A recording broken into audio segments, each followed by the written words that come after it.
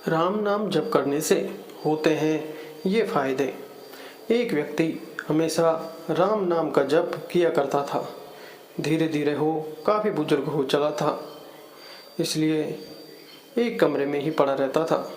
जब भी उसे शौच, स्नान आदि के लिए जाना होता था तो वह अपने बेटों को आवाज़ लगाता था और बेटे ले जाते थे।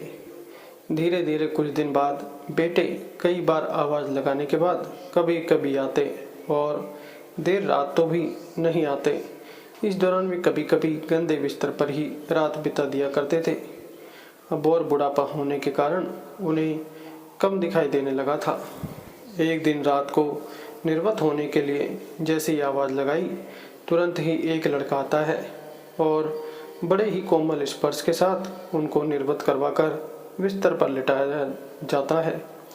अब ये रोज का नियम हो गया था। एक रात उनको शक हो जाता है कि पहले तो रात में बेटे को कई बार आवाज़ लगाने पर भी नहीं आते थे, लेकिन ये तो आवाज़ लगाते ही दूसरे क्षण आ जाता है और बड़े ही कोमल स्पर्श के साथ निर्वत करवा देता है। एक रात वह व्यक्ति उसका हाथ पकड़ लेता है और पूछता है, सच बता तू कौन है? मेरे बेटे तो ऐसे नहीं है।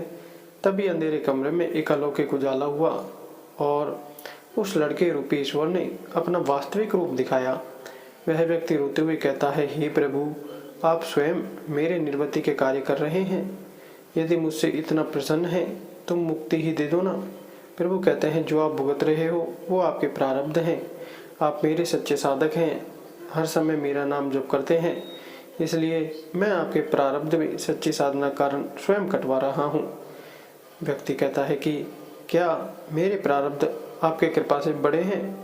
क्या आपकी कृपा मेरे प्रारब्ध नहीं काट सकती? प्रभु कहते हैं कि मेरी कृपा सर्वोपरि है, ये अवश्य ही आपके प्रारब्ध काट सकती है, लेकिन फिर अगले जन्म में ये प्रारब्ध भुगतने फिर से आना होगा। यही कर्म नियम है, इसलिए आपके प्रारब्ध में स्वयं अपने हाथों से कटवाकर इस जन्म मरण से मुक्ति देना चाहता हूँ। ईश्वर कहते हैं, प्रारब्ध 3 तरह के होते हैं, मंद, तीव्र तथा तीव्रतम। मंद प्रारब्ध मेरे नाम जपने पर कट जाते हैं, पर तीव्रतम प्रारब्ध भुगतने ही पड़ते हैं, चाहे अवतार होकर आओ। लेकिन जो हर समय श्रद्धा और विश्वास से मुझे जपते हैं, उनके प्रारब्ध में स्वयं साथ रहकर कटवाता हूँ और तीव्रता एहसास नहीं होने देता हूँ। प्रारब्ध पहले रचा पीछे रचा शरीर, तुलसी चिंता क्यों करे, भजले श्री राजवीर। जय जय सिया राम। वीडियो को लाइक करके चैनल को सब्सक्राइब जरूर करें। धन्यवाद।